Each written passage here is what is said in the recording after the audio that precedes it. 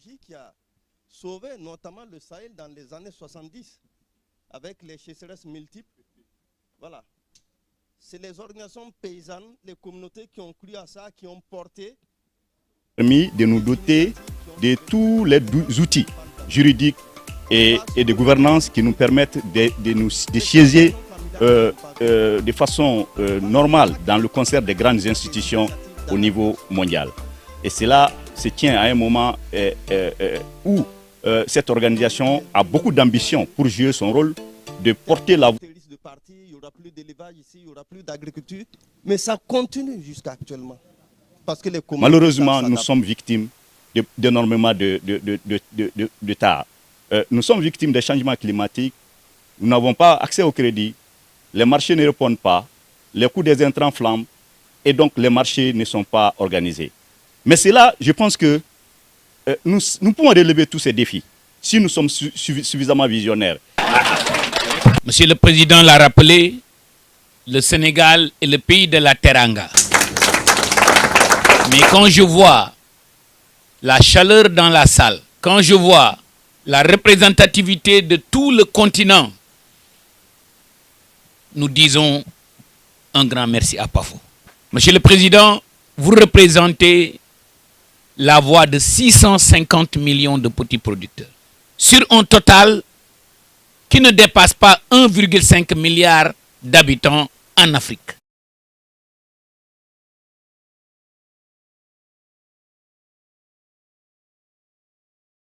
La production, comment valoriser la production agroécologique? Elle s'investit dans le marché. La concertation avec les institutions de recherche, la co-construction d'innovation, la validation des innovations. Oui, ça c'est également important. Voici un certain nombre de piliers sur lesquels les organisations s'investissent, que vous allez explorer, approfondir, voilà, définir des orientations pour le partage au sein de la Pafo, au sein de nos réseaux. Voici le mot que je voulais dire. Donc ça va au-delà de Fori.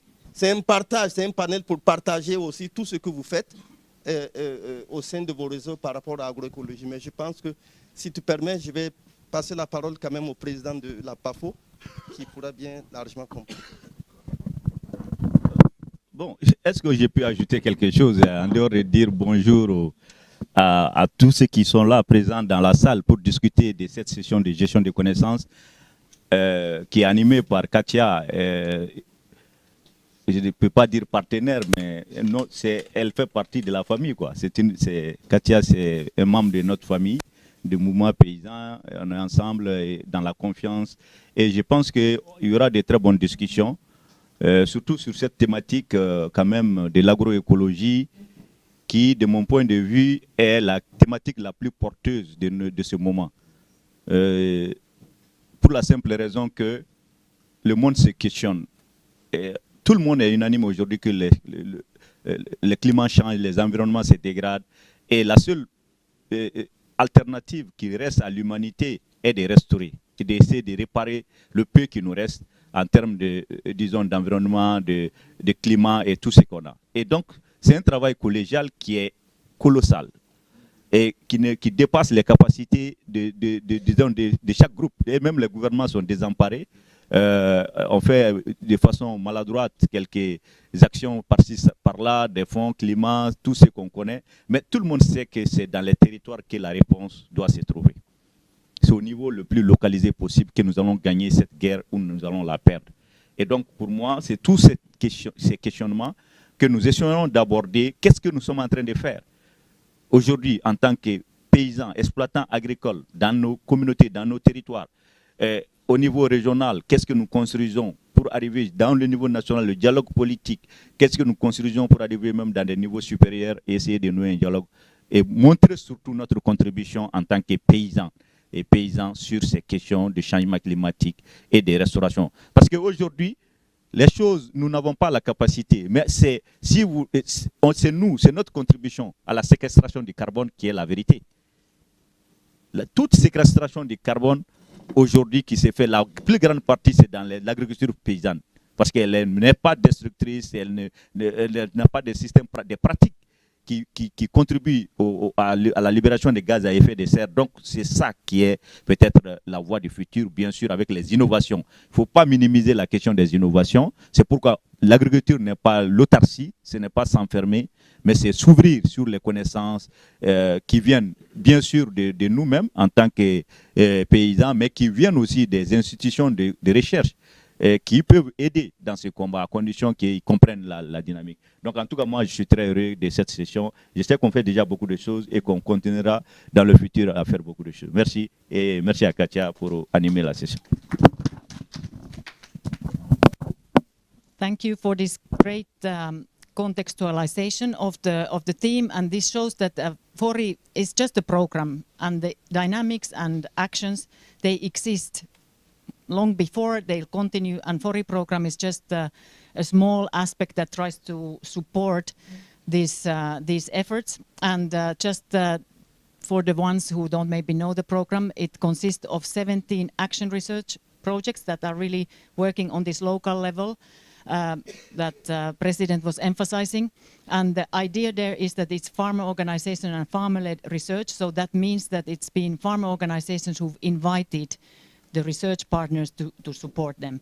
And then to work on the enabling and knowledge management and this level, then Pafo and regional farm organizations have their own program for that. And we start now the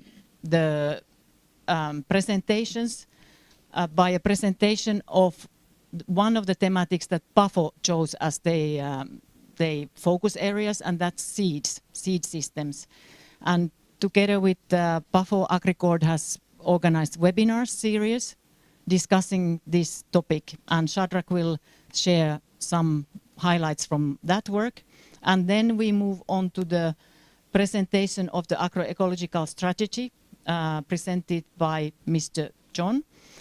And I would invite you, we do these two things together, but please take note and think already, what are the things that resonate for you in the work that you are doing? And especially when it comes to strategy, my information is that the text has been looked at by the board of Pafo, and they've reviewed it. So also when it comes to the strategy, thinking already, okay, what is advancing in your country or region? Which areas of the strategy maybe will be difficult to implement? And especially, what do you expect that Pafo will do to push the implementation of the strategy forward? So after the presentations, you will discuss this within your table. Maybe if somebody is kind enough to take some notes even, and then we hear your feedback quickly. I can invite then some tables to share a bit what the discussion was. Is this acceptable way of working for everybody? Yeah.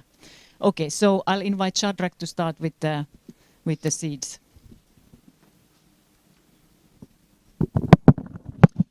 Hello, good morning.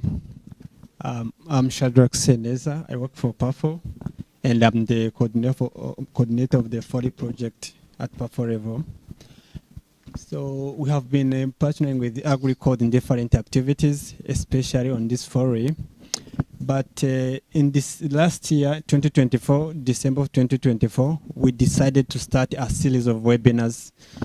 And we say that we focus on one topic, which means that next year we take another topic.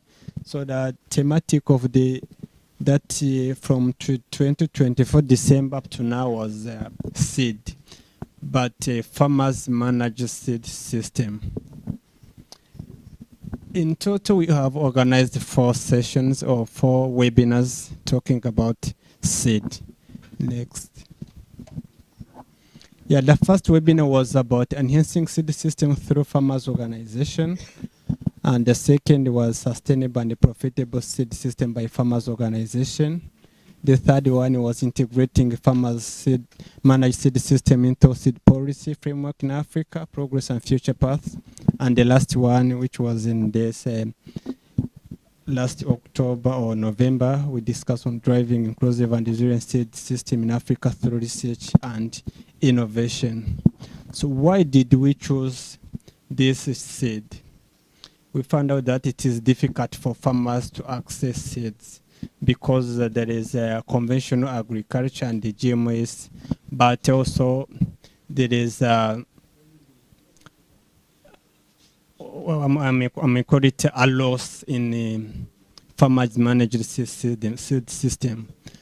These seeds that are being managed by farmers are not being taken seriously. So we say that's better we start with the seeds, or maybe next time we continue with the soil. So we'll be looking for different thematics every year. So this year was about seeds. So for the first one, farmers managed seed system and the loan for the policy, we found that more than 80% of seeds are sourced from farmers managed seed system. Saved seeds, community seed banks, local community, and farmer-to-farmer exchange. But farmers does not need a lot of external inputs. For example, for those who are from rural area, we know how our families keep the seeds. They don't need to go to the market to buy seeds. Sometimes they save their seeds for the next season. Also, community seed banks are used to help sustain farmer seed systems. Policy can recognize and protect farmers' seed systems. Actually, this is what I was talking about, that farmers themselves are able to manage seeds.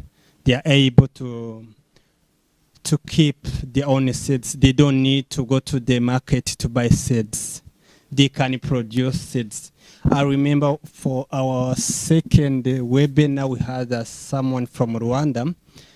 He told us how farmers' organizations in Rwanda are able to produce seeds for themselves. They don't need to go to the market to buy seeds. Of course, they are not everyone, not all farmers in Rwanda, but those who are in agroecology or those who are practicing organic farming, they are able to produce their own seeds. They are able to save their seeds. Next. So again, we looked on the role of research and the private sector. And it's good that here in the room we have research institutions. What you have seen is that research should develop varieties that respond to the needs of these actors, inclusive process that design user-centered solutions and product profile producers, traders, and consumers. There should be a collaboration because research play a big role in this. Let's say that if farmers decide to do this or to use this kind of seeds, but does the farmer know exactly the impact of the seeds he's going to use? Does he know how he's going to get the yield, how will be the yield? That's when research comes, because they shows that, of course, you can practice this kind of farming. We negotiate with the governments where we are from. With the data from research institutions, we are able to convince the governments that agroecology can make impact. Organic farming is very important. Without research, it's not possible, because nowadays governments and donors are looking for data. You are saying that this is contributing this percentage, but show us the data, show us the proof. Next. Okay, what seed system do we need?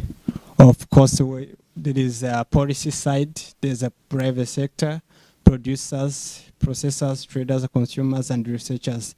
Actually, this is the cycle we have identified. All this needs to work together so that we continue to produce what we want, especially when it comes to organic and organic farming and agroecology. Next. Yeah, the recommendations. So starting with the policy, should first of all prioritize strengthening of farmers managed and the community seed system through technical support, infrastructures, and resource. Sometimes when we want to do agroecology or organic farming, but is it easier or possible to get organic fertilizers? That's the question. Maybe someone wants and has that will, but the problem, is it able, or does he have the capacity to access the organic fertilizers or seeds?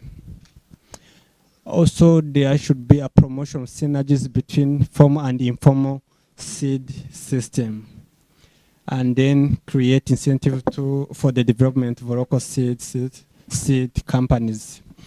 Because when you check with not all the governments and not all the organizations, but some of them, they are focusing on this conventional agriculture. They are not putting much effort in agroecology or organic farming. So there should be incentive for those companies who have decided to preserve agroecology and organic farming. Then for the researcher, come again please. For the researchers, there should be a promote inclusion in the varietal development process, producers, processors, and seed companies. So there should be a collaboration. You are doing your research based on what? You should have the thing to be based on when you are doing your research, and you should collaborate with everyone so that the data that are coming out should be reliable. And then for farmers' organization is to continue to advocate for farmers managed seed system and farmers right in the using their own seeds. Next. Yeah, thank you very much. That's all I have done for seed system. Thank you, Shadrach. And as mentioned on the slide, there's more information. You can even, I think, go and watch the webinars if you like. There's a lot of interesting research and policy evidence and evidence from the farm organizations presented on this topic. And please note if this made sense, if the recommendations made sense for you and your region. And then we go forward listening Mr. John on Pafo's agroecological strategy. And now it's extremely important that you think and note down your thoughts so that in the discussions you get quickly into the core of the matter. So, Mr. John, is he here? Yes.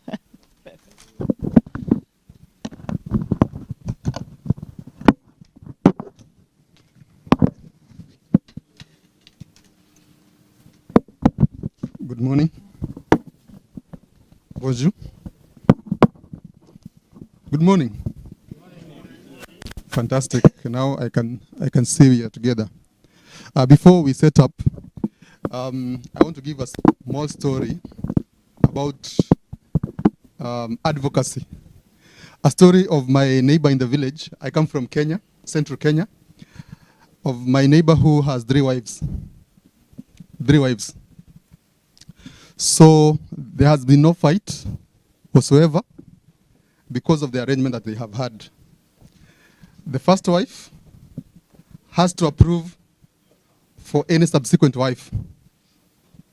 The first wife has to approve, and the first wife can veto any decision by any second or third wife. Okay? That was the agreement when, you know, the first wife and the husband agreed to that the husband will have at least 2 wives. Okay? So it is one of the examples of polygamous marriage in the village that has 0 conflicts between the husband and the 3 wives.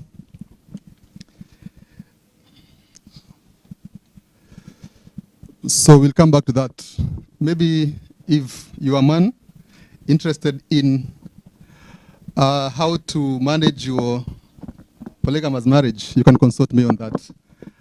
I can come in as a consultant. So As I said, my name is John Mungai. I'm presenting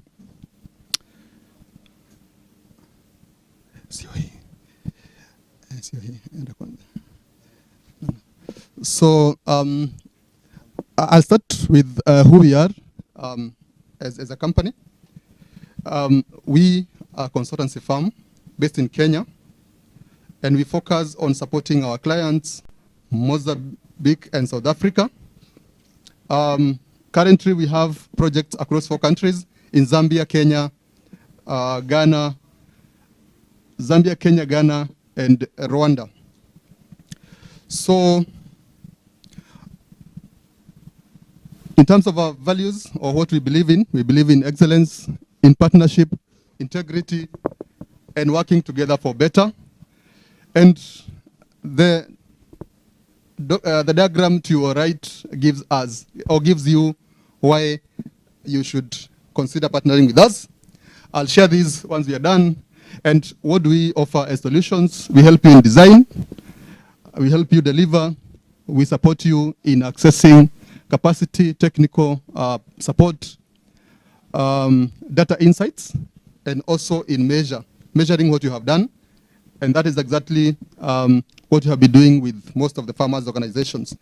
So I don't want to dwell much on this.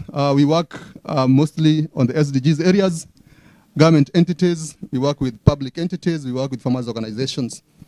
I want to go directly to, I skip this, we go to the strategy so that we can look at what Pafo is thinking for the next 5 years.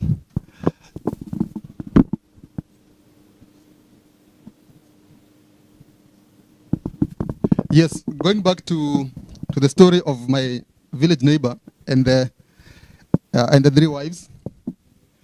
So it was a form of advocacy and agreement so that the family would have no conflict. It was a strategy that in the next 40, 50 years of their marriage, there would be no conflict between the wives and the husbands. And that story brings us to what we are looking at.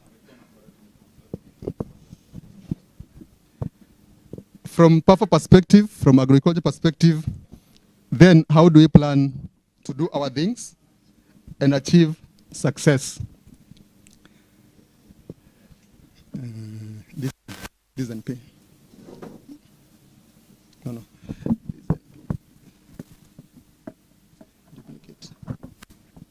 Duplicate. Fantastic. So this is what we are looking at. It will be the 5-year strategy for Pafo, focusing on strategy, advocacy for agroecology, and the theme is to provide a sustainable roadmap for Africa food systems. Sustainability, you can see in that picture, there's an older generation, younger generation, each talking to each other. Next. So I'll not skip that, I'll not dwell on that. So what does this strategy look like? In terms of the scenario where we are, is that Africa food systems is at crossroads. 1, climate change. 2, land degradation because of use of synthetic inputs. And this brings about economic pressures to governments and to the farming community. And therefore, we must focus on agroecology, not as an alternative, but as an imperative, a policy that will bring about sustainable, equitable, and resiliency in agriculture. As the CEO Pafo says, this is not an alternative, but is an important aspect for all stakeholders, and more so those in agri-food systems. And those is us, regional farmers, national farmers organizations, and all actors in agri-sector. Next. So I'll not focus more about Pafo. We know who Pafo is. I'll focus on the mission. Just go back. The mission is to represent the interest of African farmers and promote development of African agriculture. There will be no development if there is no agroecology and sustainability. Remember that. The mission must tie to what we are looking at. Next. So what is advocacy? Just go back. What is advocacy? From my story about my neighbor in the village and the 3 wives, what do you get about advocacy? What is advocacy? We said we were guided that this is not a teaching presentation, it's more of an interactive presentation, isn't it? So advocacy is someone.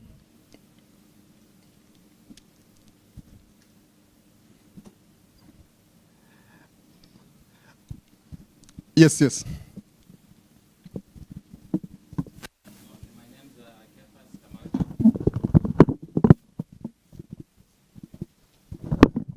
Okay, thank you so much. My name's Kefas Kamanga, presenting Sakao. I think the advocacy is, if I'm getting you right, from the 3 wives, is that they should not compete.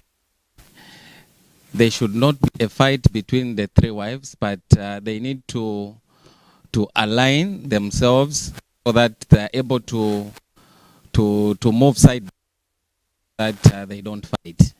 Thank you.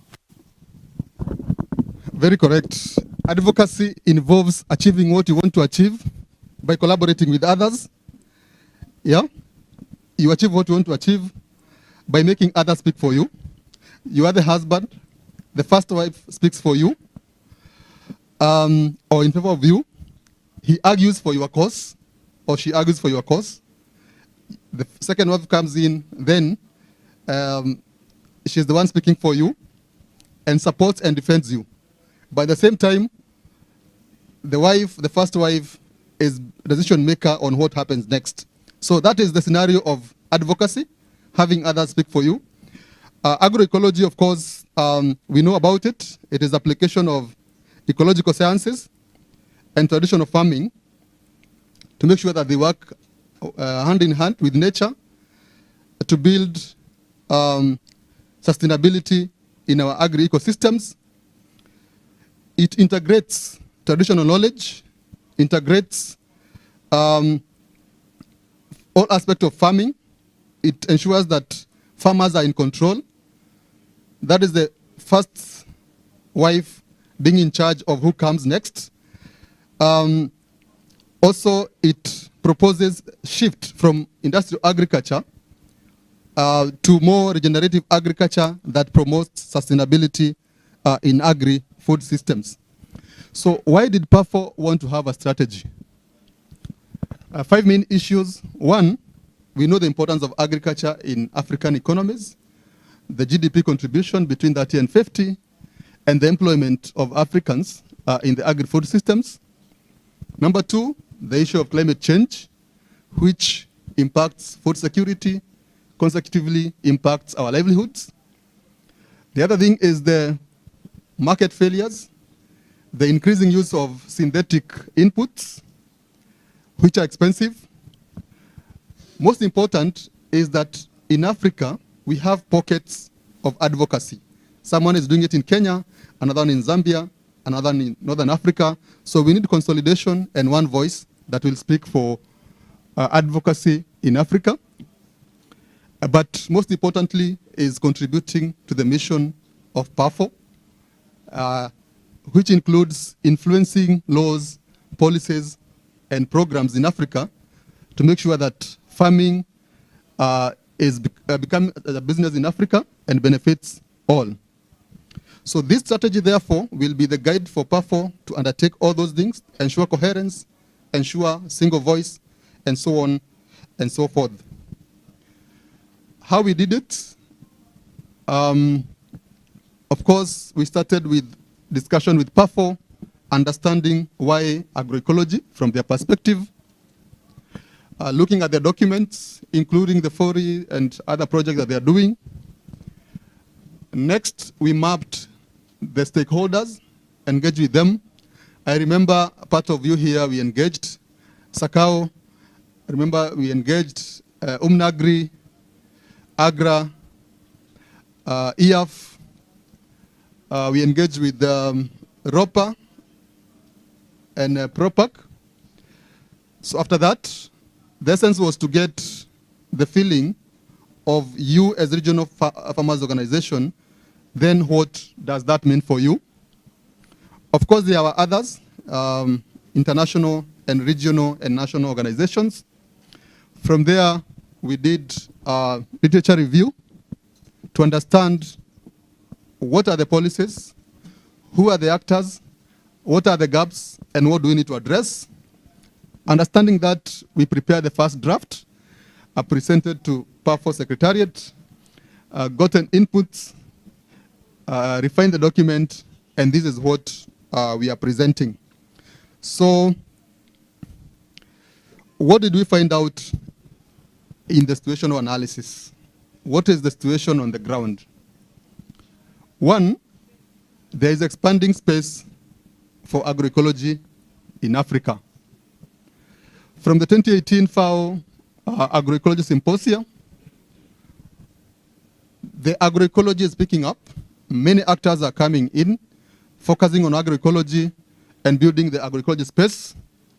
Number two, we found that the market potential for organic and agroecology agriculture is humongous, substantial and growing day to day.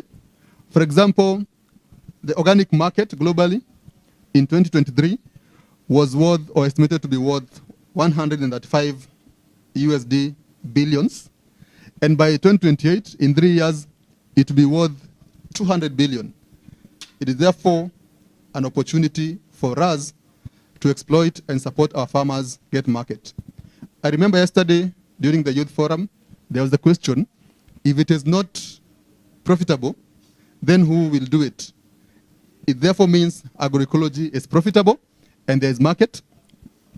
In terms of policy, the policy space from both global, regional, and national levels, it is expanding and becoming documented, and there is support. From continental level, the CADIP, the Kampala Declaration, the AU Agroecology Initiative. At regional level, there are various policies and documents on how economic blocs and national governments will support agroecology. Further, we looked at the challenges that agroecology has. One of the key challenges was that there is lack of political will, either because people don't understand, or number two, there's no enough advocacy, or number three, there is no enough data and research to back up some decisions. Of course, data is not enough, and Pafo and partners are critical in this. In terms of agroecology, we have deficiency in the professionals who are supposed to lead this. So, you as farmers organizations, there is a gap in building knowledge, and also the competition between agroecology and industrial agriculture still dominates. Another finding was that across your different regions, the adoption and embracing of agroecology differs. Number one, if you look at Central Africa, for example, the adoption is quite low. If you look at East Africa and West Africa, then it varies differently. The other one, or the other finding, was about the funding. And I remember yesterday talking about the partnerships and what we need to focus on. About the funding, it is underfunded. That is the word. Agroecology is underfunded. About less than 3% of global funding to agriculture by government and partners goes to agroecology. Of course, there is the issue of sustainability. We need to focus on it. And also the dimensional issues of agroecology. Who are the actors? I will not dwell on that. We know the actors in this space: international, continental, regional, and so on and so forth. And therefore, after the findings of environmental analysis or situation analysis, we sat with Pafo and engaged, including engaging with you, and we came up with a vision of driving sustainable African agriculture that ensures food sovereignty and resilience. That will be the vision for this strategy. The mission for Pafo and new partners is to influence agroecology adoption through policy advocacy, capacity building, and partnerships. Number 3 is the guiding principles. What will inform or what will guide this strategy implementation? Number 1, partnership and synergy, working together as a team. Remember the success of my old man in the village. The success of the marriage is the partnership between the wife, the husband and the wives. They must work together for success. Evidence-based advocacy. You can't advocate for what you can't evidence or what you can't show. Number 3 is alignment with Pafo focus areas and priorities. And most importantly, is executing using risk-based approach. So that is how the vision interacts with the mission and the guiding principles, all to achieve agroecology and sustainability in African agriculture. The objectives are basically 3 areas. 1 is to build awareness. Number 2, knowledge exchange, facilitation. And number 3, promote collaboration. Those will be the 3 bases of this strategy. And the strategic objectives or initiatives that will be there will include mobilizing and building strong partners or constituency, creating demand among your members, promoting policy, development and adoption by government and other actors, developing partnerships that will execute and achieve impact. Most importantly, capacity development, learning, and improving along the way. So who will be targeted by this strategy, or who will be key players? Internal Pafo members, the 5 regional members, the agroecological networks under members and Pafo. In terms of external, the key actors include the mother to Pafo, AU, regional economic communities or blocks, UN agencies, development partners, government agencies, private sector, and most important is the media. How will we reach them? Through policy briefs that will be developed by Pafo and you, joint campaigns, high-level dialogues and workshops, disseminating through media, and also creating partnerships with like-minded organizations. In terms of implementation, the key activities for advocacy will include communicating the plan. What do you intend to do each period? Of course, working with stakeholders, working with your partners, assigning roles of who does what and how they are accountable. The other thing will be resources. Strategy must be resourced. Number 3 will be preparing plans and monitoring the progress. And most importantly, documenting the lessons learned and knowledge sharing. For communication, it will be not just communication, but communicating with evidence, communicating to impact knowledge, and it must be innovative.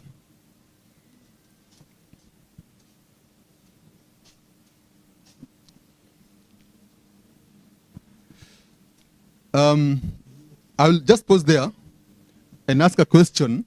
In this implementation and my earlier example, where does the husband, the first wife, and the other wives fit?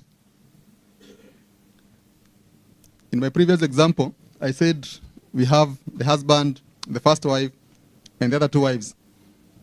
Where would we place a Pafo secretariat? The first wife or the husband? Or you forgot the story? I repeat. Okay. So we think about that. So those will be the roles for that. In terms of monitoring, Pafo will establish a structured monitoring framework that will guide on capturing outcomes, capturing lessons learned, and identifying risks. There will be reporting framework that will originate from the Pafo Secretariat to the board, to the General Assembly. The risk management framework, I'll not dwell on that, is captured in the document. But the most important section is how to resource the strategy. The resourcing will be done through partnerships, donor alignment, co-financing and co-creation. In terms of integration, it will be integrated with Pafo's budgeting cycle. And why are we here? The last section, why are we here? And what do we need to do after this? It is for you to consider and adopt this strategy and champion in your regional activities. And that marks the end of my presentation. Thank you.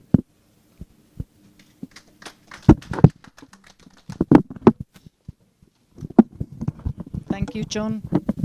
So now you have a strategy. So what are you gonna do? Or is this gonna be one of these strategies like your governments are very good at doing? They do a strategy and then they review it after 5 years.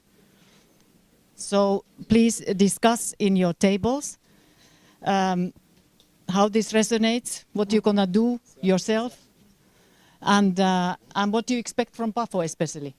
What should now happen? Like there's a lot of stuff, huh?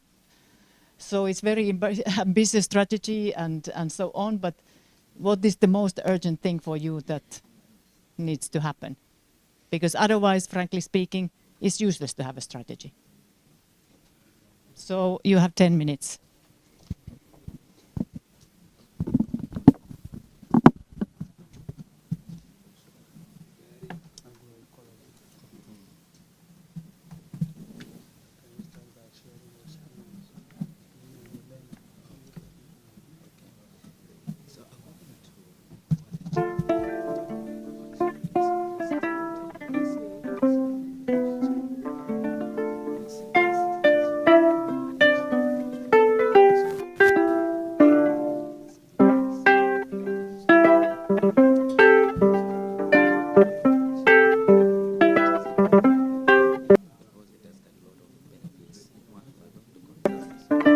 Naga def na badaka samay na fi yo amoko sama gaay saku ñaanu yaay ak sunu baay sax ci wari takku gën a bay maam xale yoon waral duñu baay dañuy kalante ñoo bokk ndey bésu mbégte ñoo koy bokk kay su naqar ñëwee ñëppay bokk ay dëkku ngëm dëkku gor jàkk ak jàngu fépp moytu wasante ci waaso li ñu tabax bu ko xeeb benn bopp doo ko xar ñaar mag yu baax ci bët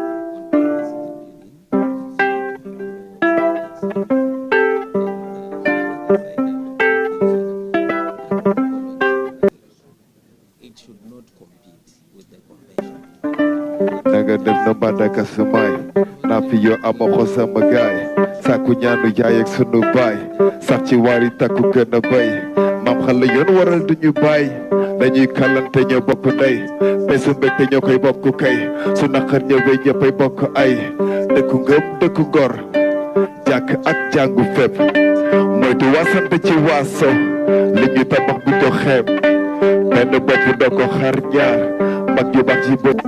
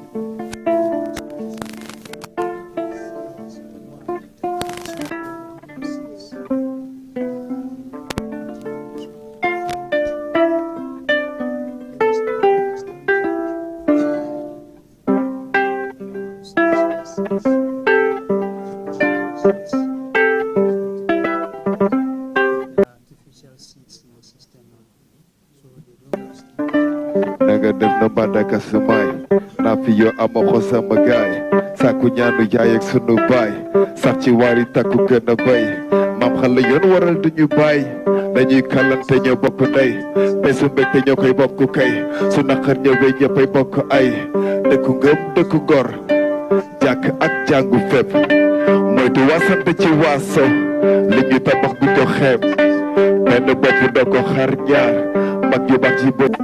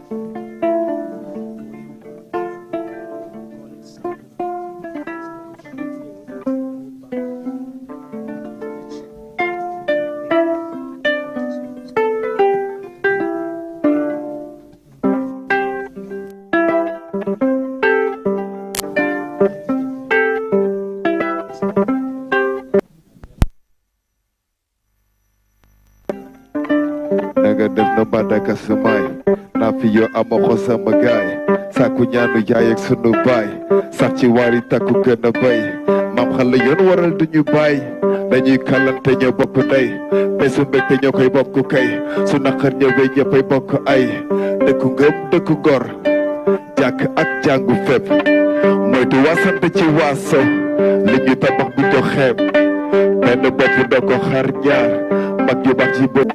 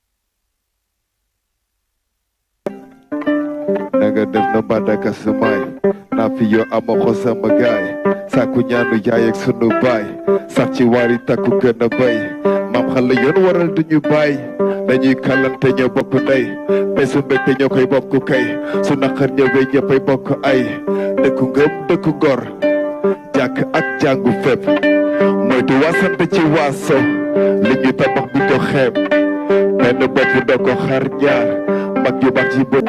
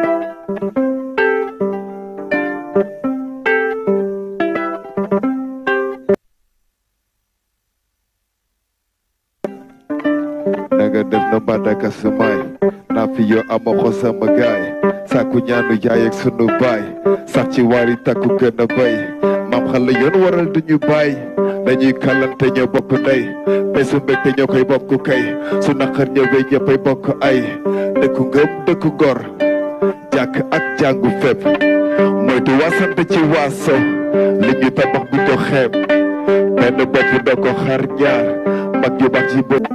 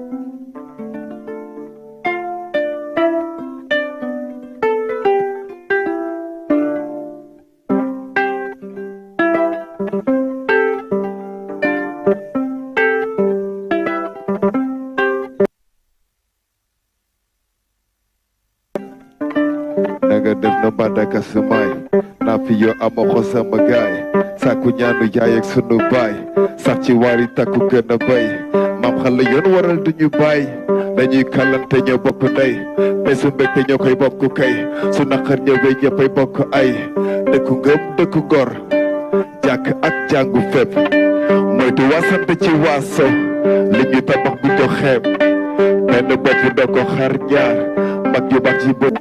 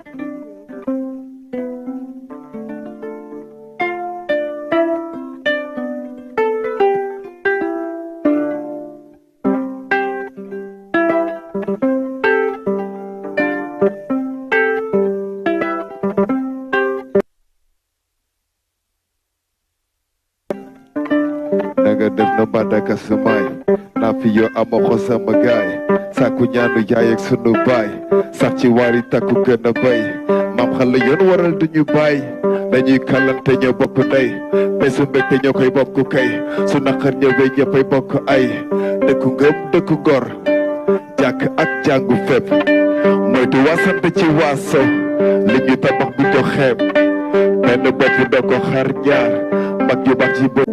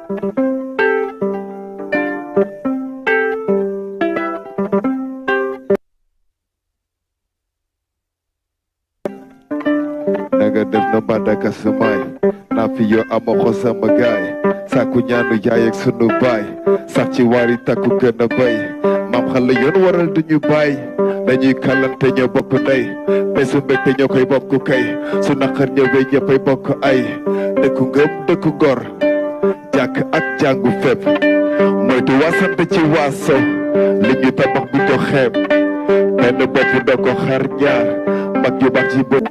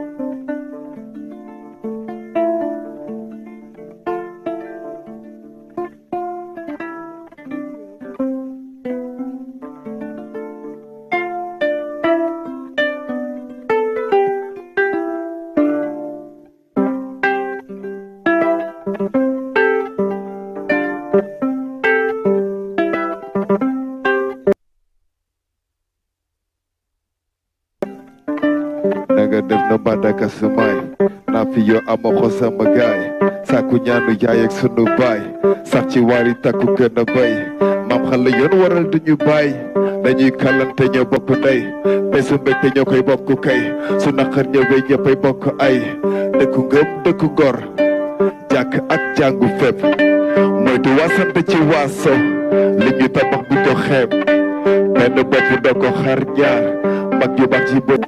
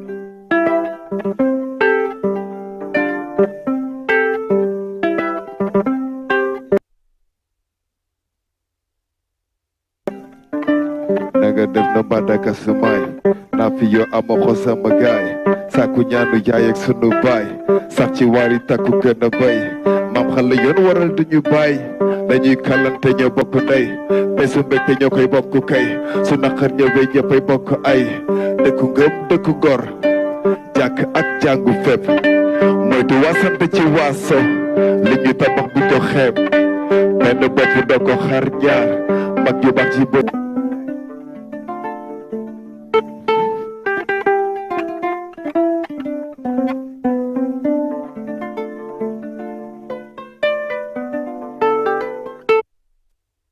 système agricole, c'était l'agroécologie.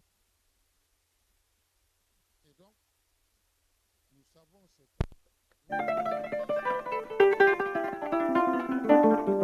la colonisation a été un frein et a transformé le système en introduisant de nouvelles variétés pour leur marché.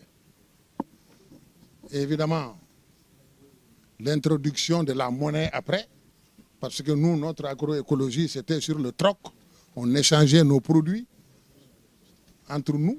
Et maintenant, quand la monnaie s'est imposée, cela a développé les cultures de rente structurées par la colonisation. Alors, donc, pour parler de l'agroécologie, il faut donner la parole aux familles paysannes qui la connaissent et qui la vivent. C'est important. Maintenant, pour le plaidoyer, le meilleur plaidoyer qu'on peut faire, c'est de revenir sur ce qu'on connaît et ce qu'on faisait. Si on le fait, on pourra maintenant nous faire de la pression dans les politiques agricoles pour que les systèmes... Parce que nous nous rappelons que pendant les indépendances, on distribuait l'engrais cadeau aux paysans. On les donnait cadeau pour les habituer à un poison. Il n'y a aucune stratégie à cette époque pour produire de l'engrais minéral. Et je vais donner un exemple du Sénégal. Pour développer l'arachide, on avait dit aux paysans d'enlever les arbres. Et après, ils disent qu'ils vont payer pour qu'on plante en ligne. Quand on a enlevé les arbres, les productions ont commencé, ils ont tourné le dos. Ils nous ont laissés donc avec des sols nus. Bon, donc, ça, je pense que dans tous les pays, il y a des expériences comme ça. Ce qu'il faut aujourd'hui, c'est que nous devrions faire notre propre mea culpa. C'est nous qui avons besoin du changement de l'environnement pour notre sécurité. C'est vrai qu'on va parler avec le gouvernement, mais on commence par nous-mêmes. Chaque famille paysanne peut faire quelque chose à son niveau.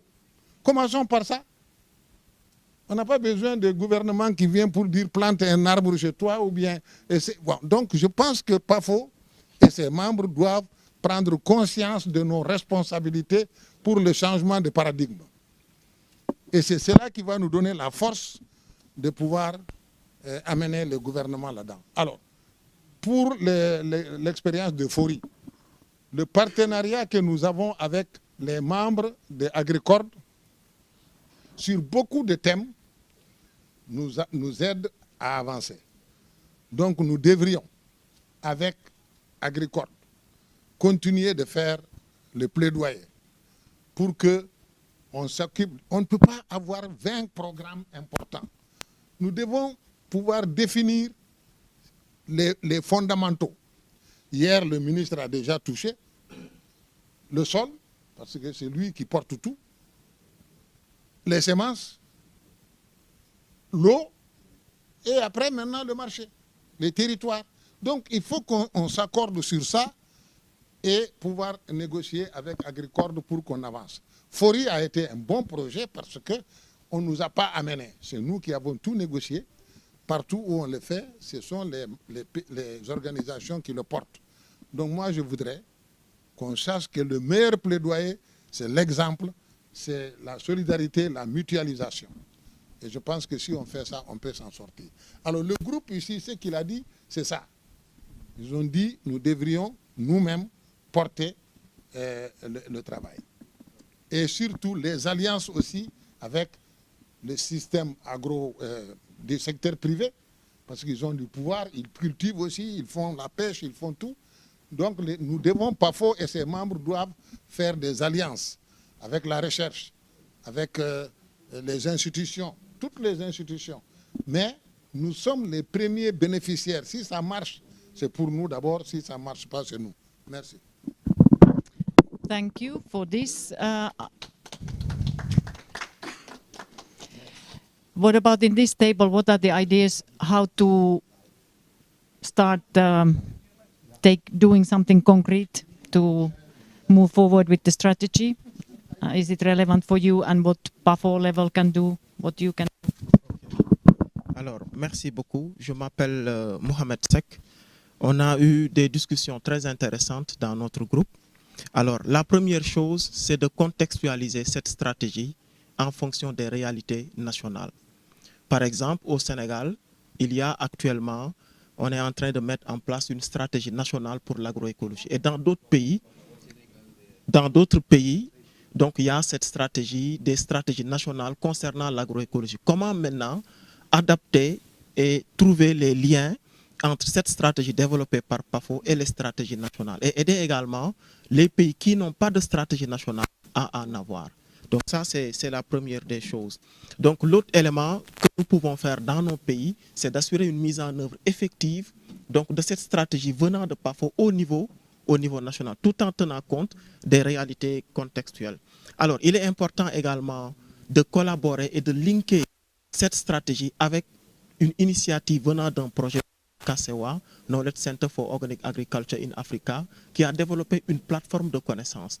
Donc, c'est les connaissances venant de tous les pays d'Afrique, donc qui sont traités et validés et enregistrés au niveau de cette plateforme.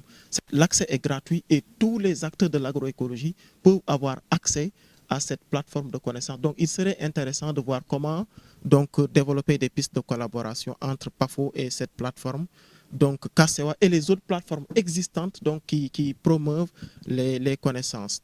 Alors, il y a également, dans notre groupe, on a discuté la recherche de fonds entre la Pafo et les partenaires. Donc, pour faire du plaidoyer et peser lourd, il est bien d'avoir à notre disposition des fonds nous permettant de mener à bien l'ensemble des actions que nous voulons mettre en œuvre. L'autre élément, c'est vraiment la production d'évidence à travers les actions de recherche. Pour nous aussi, c'est essentiel d'avoir des évidences pour mieux renforcer le plaidoyer. C'est les quelques questions que nous avons développées dans le cadre de nos discussions au sein de ce groupe. Merci beaucoup. Thank you. Some quite concrete proposals coming from this group, sharing knowledge, collecting evidence and strategies. What about you? What are your suggestions? Alors, merci beaucoup. Autour de cette table, nous avons pu également identifier quelques actions à pouvoir développer pour que la stratégie soit complète, en ajout avec ce que les précédents viennent de dire. Alors ici, nous avons identifié le fait qu'on doit actionner le renforcement des capacités, ou du moins continuer ce renforcement des capacités des leaders paysans pour influencer sur les politiques publiques nationales du secteur agricole en vue d'une meilleure prise en compte de l'agroécologie dans différents pays. Parce que jusqu'à preuve de contraire, beaucoup de pays n'ont pas encore intégré l'aspect agroécologique dans leur politique agricole nationale. Alors pour ce faire, il faut démontrer que les OP sont des acteurs importants et capables de conduire la recherche-action sur l'innovation agricole. La deuxième action, c'est de permettre aux OP d'influencer la politique agricole dans nos pays sur ces enjeux et approches. C'est la deuxième action que nous avons pu identifier. La troisième, c'est d'accompagner la recherche en vue de reconnaître et certifier les semences paysannes. Parce que dès que ces semences vont être reconnues, en tout cas reconnues, enregistrées légalement, il va falloir que ça soit acté désormais, que ces semences sont homologuées. Et puis voilà, ça va faire partie du patrimoine des paysans dans nos différents pays. Donc, c'est les trois actions phares que nous avons pu identifier autour de cette table. Merci. Juste un petit ajout. Déjà, nous remercions les deux tables qui ont intervenu. C'est dans le cadre du partenariat avec Agroecologie. Le projet Fori est un projet important qui a su... le projet Fori est un projet important qui a su mettre en exergue les actions que mènent véritablement les populations à travers la recherche-action au niveau du pays, du terrain. Les savoir-faire et la promotion des actions agroécologiques à tous les niveaux, tant au niveau de la recherche qu'au niveau de l'action menée par les paysans. Et nous sollicitons davantage Agricole à travers d'autres partenaires pour que ces actions continuent, car le travail reste véritablement à faire et les actions que nous voulons véritablement mener, c'est au niveau des femmes et des jeunes, car ils ont besoin d'accompagnement et la transmission passe aussi par cette frange de population qui mène véritablement des actions et qui veulent être accompagnés et qui ont juste besoin de moyens pour qu'ils soient véritablement accompagnés dans ce sens-là. Merci. Okay, thank you. There are some themes that are also emerging, and it seems that the seed, for example, that Pafo started to working on could be something that is one of the topics that can be taken forward, and together with this agenda. Then I invite this table.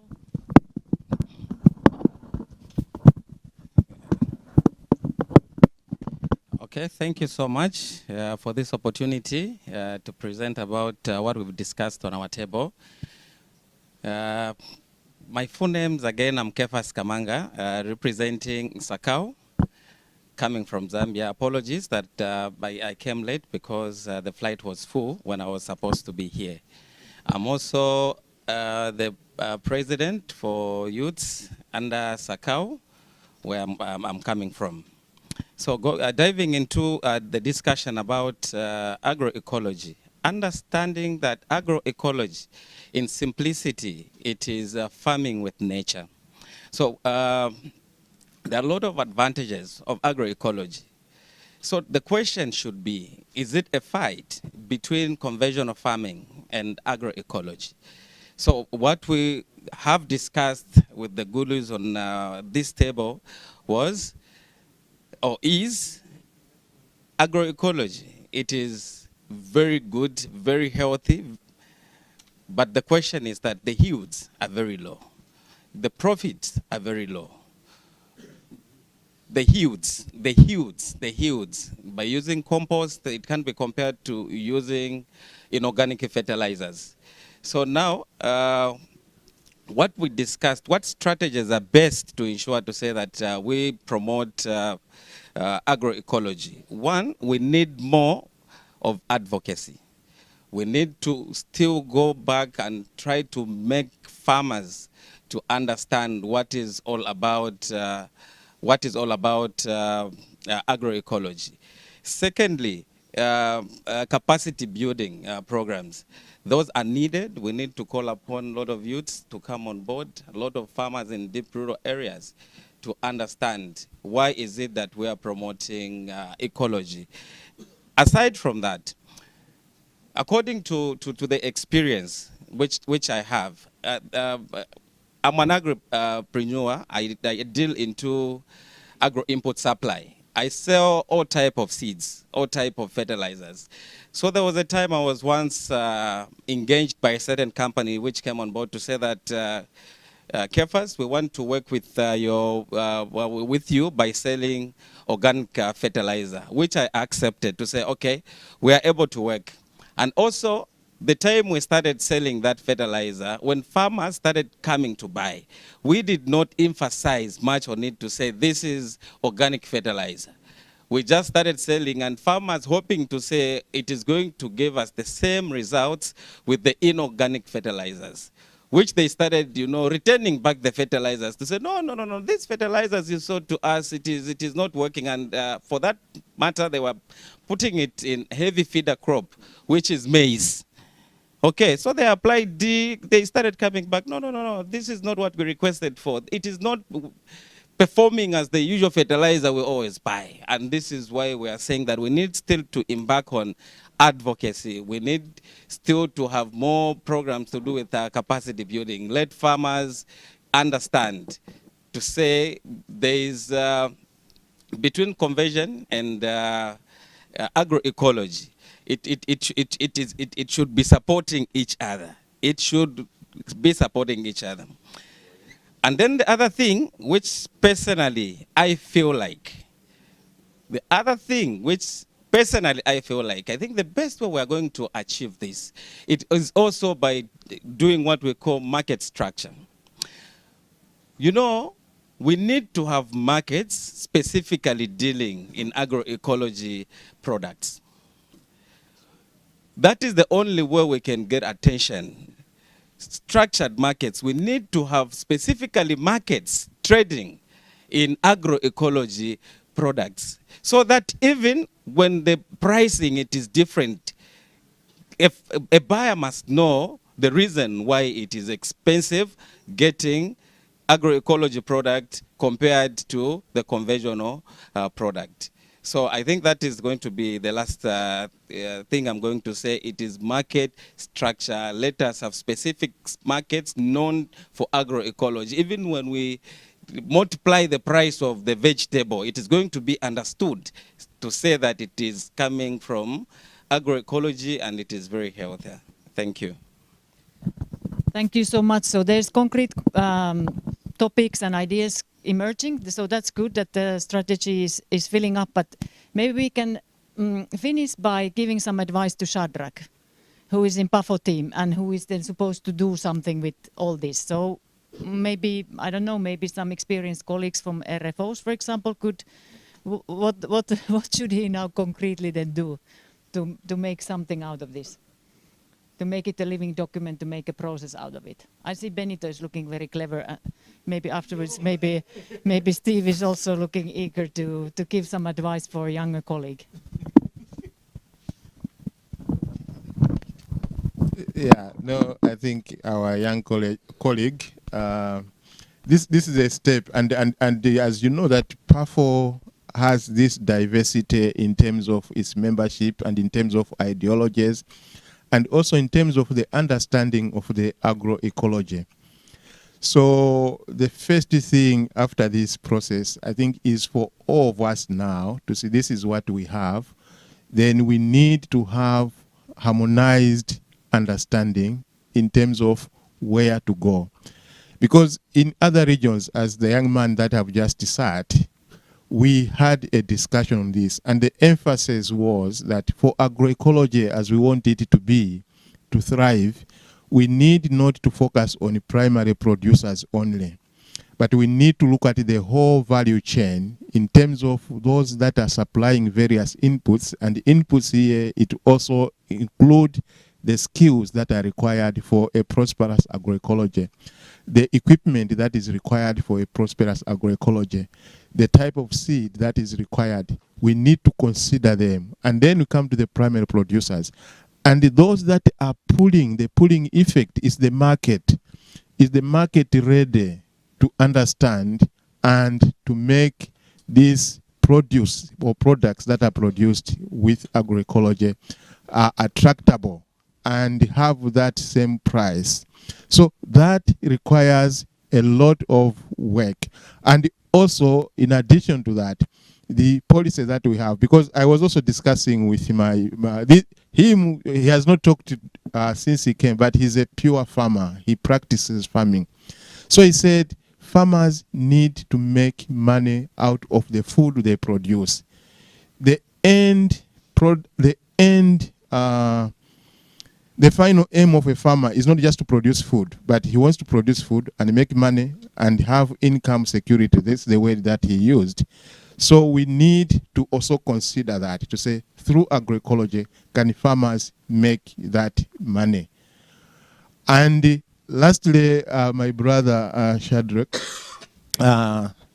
we had this lengthy discussion in our region, and we came up to a point to say, we should not create a competition between conventional agriculture and agroecology.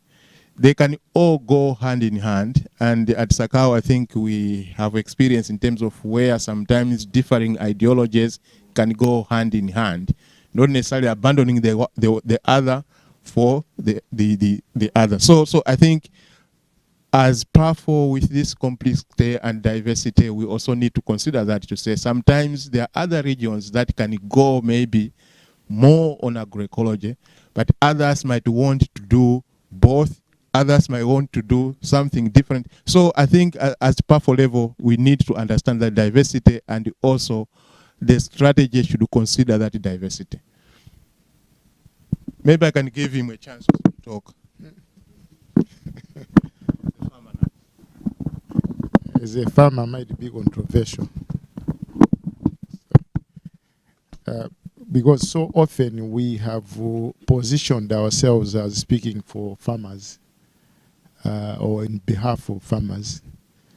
And we have assumed what the farmers want. But me as a farmer, and I'm a son of a farmer, I was born on a farm, and I have nowhere to go. It's on the farm. I know for sure, even my father didn't just farm because he wanted to farm. It's because he wants to earn income.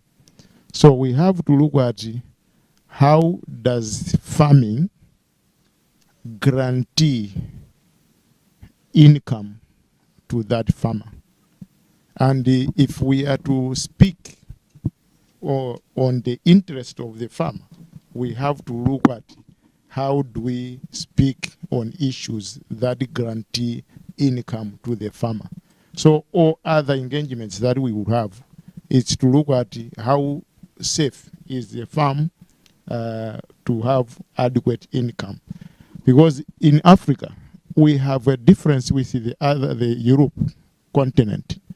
When Europe was going through industrial revolutions, the farmers there had a choice to join the industries.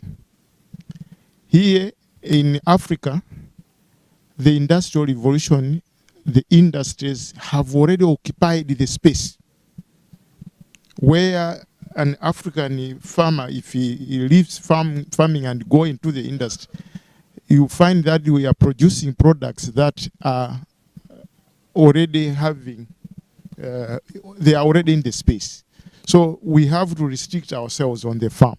And if anything, then we have to look at how does this farm ensure or guarantee income to us with respect to those I should say ideologies, or looking at ecology, everything protected. So you find, I have a scenario that I was giving him is Malawi and South Africa on the production of maize.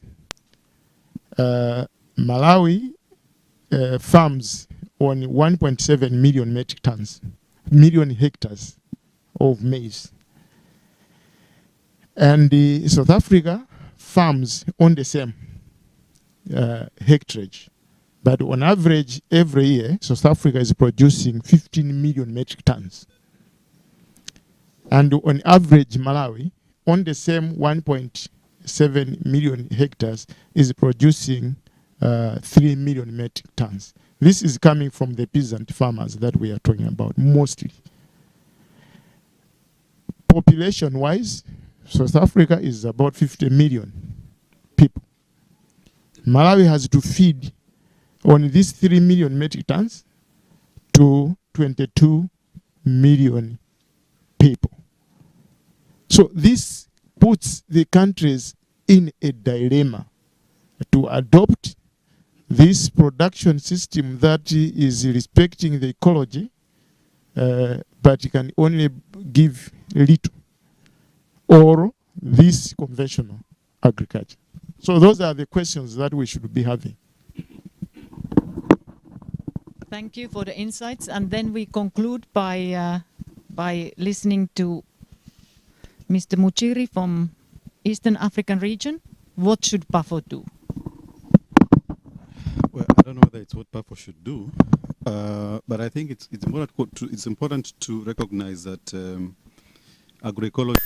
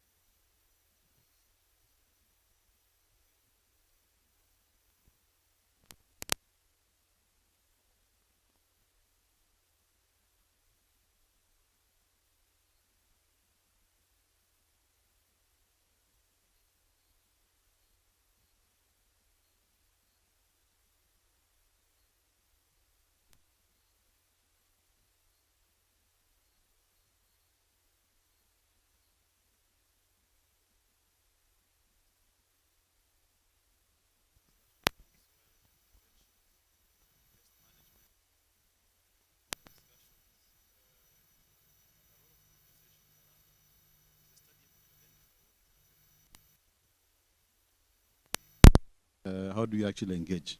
We also know that there are already approaches and technologies that are actually working. are we able to build some kind of an inventory, or how can we contribute from the different regions and say what is happening in East Africa when it comes to practices of agroecology that are actually working, so that we can actually be able to recommend this to our members and so on. And there could be opportunities of learning, because then there's a lot of sharing. I know the question of resources has been asked, and that's why I talked about this being an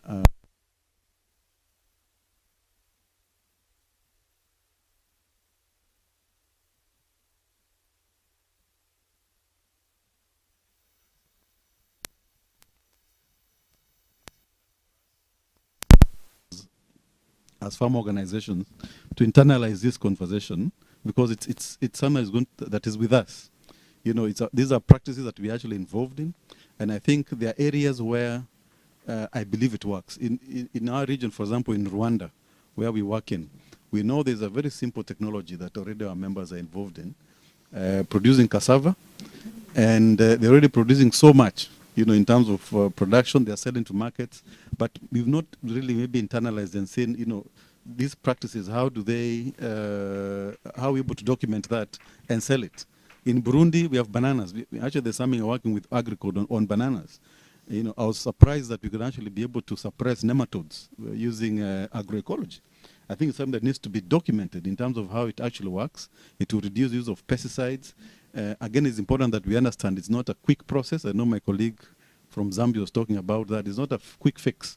It's actually saying our soils are depleted. Our soils are very poor. The structure is is destroyed.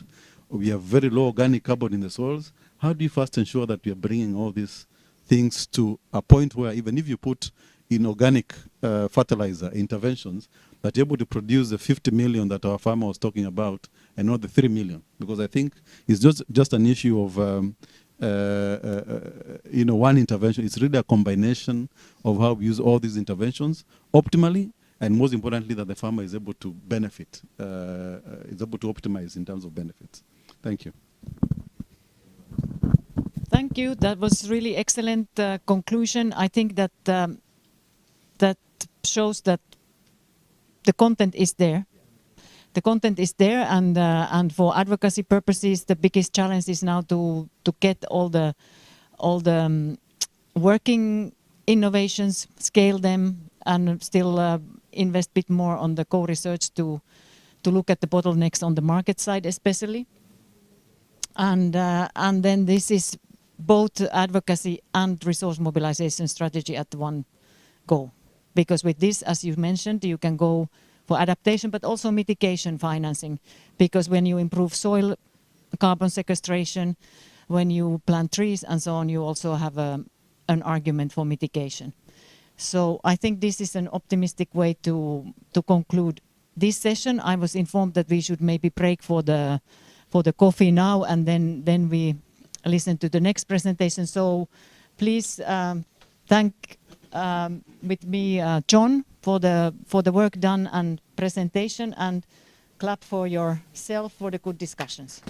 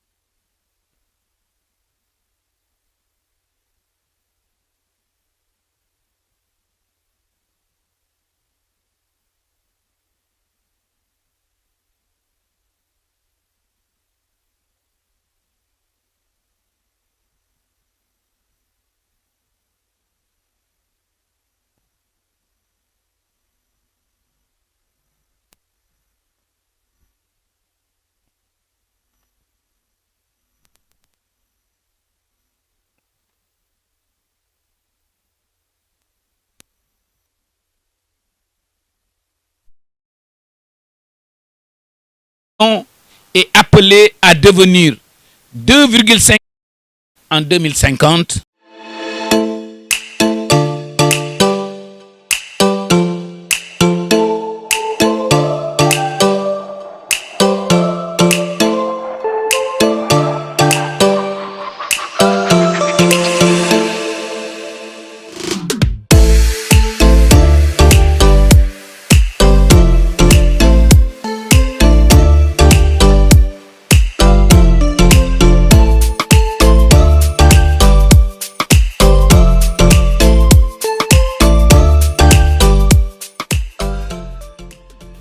déclare ouvert la réunion.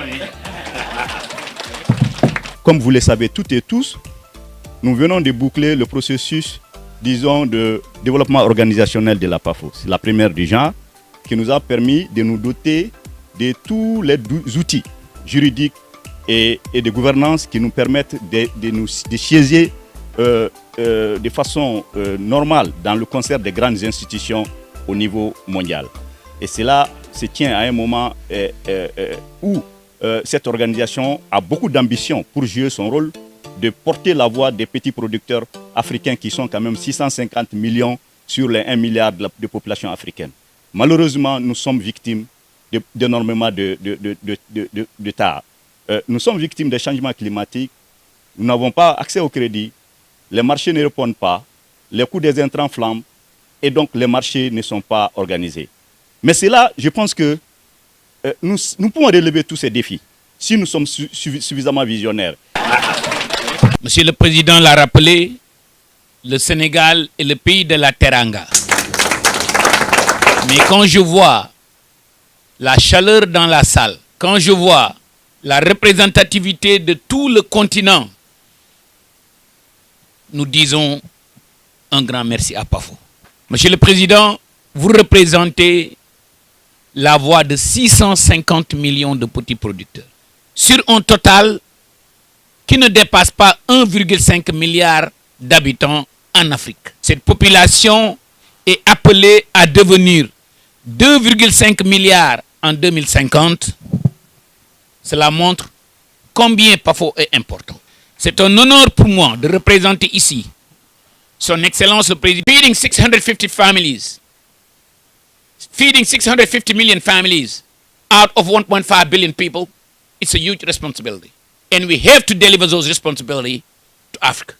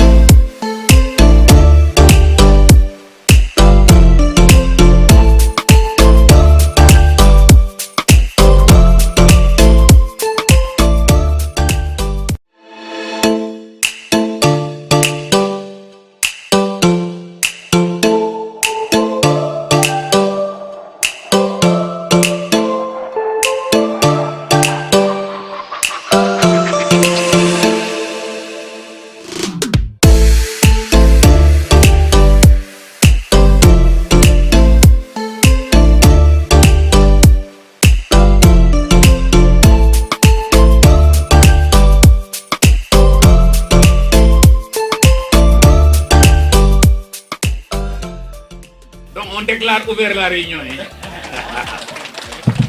Comme vous le savez toutes et tous, nous venons de boucler le processus, disons, de développement organisationnel de la Pafo. C'est la première du genre qui nous a permis de nous doter de tous les outils juridiques et de gouvernance qui nous permettent de siéger de façon normale dans le concert des grandes institutions au niveau mondial. Et cela se tient à un moment où cette organisation a beaucoup d'ambition pour jouer son rôle de porter la voix des petits producteurs africains qui sont quand même 650 millions sur les 1 milliard de population africaine. Malheureusement, nous sommes victimes d'énormément de tard. Nous sommes victimes des changements climatiques. Nous n'avons pas accès au crédit. Les marchés ne répondent pas. Les coûts des intrants flambent. Et donc, les marchés ne sont pas organisés. Mais c'est là, je pense que nous pouvons relever tous ces défis si nous sommes suffisamment visionnaires. Monsieur le Président l'a rappelé, le Sénégal est le pays de la teranga. Mais quand je vois la chaleur dans la salle, quand je vois la représentativité de tout le continent, nous disons un grand merci à Pafo.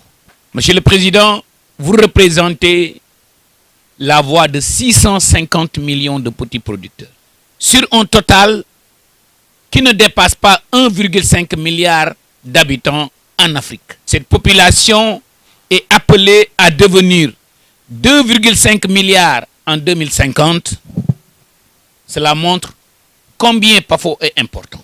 C'est un honneur pour moi de représenter ici Son Excellence le Président de la République du Sénégal, le Premier ministre, mais tout le gouvernement et tout le peuple sénégalais pour vous dire bienvenue au Sénégal. Le Sénégal en est plus que convaincu pour avoir créé un environnement propice, notamment le Conseil supérieur d'orientation agro-silvopastorale et halieutique. Mr. President, we count on you. We count on your leadership. Feeding 650 families, feeding 650 million families out of 1.5 billion people, it's a huge responsibility. And we have to deliver those responsibilities to Africa.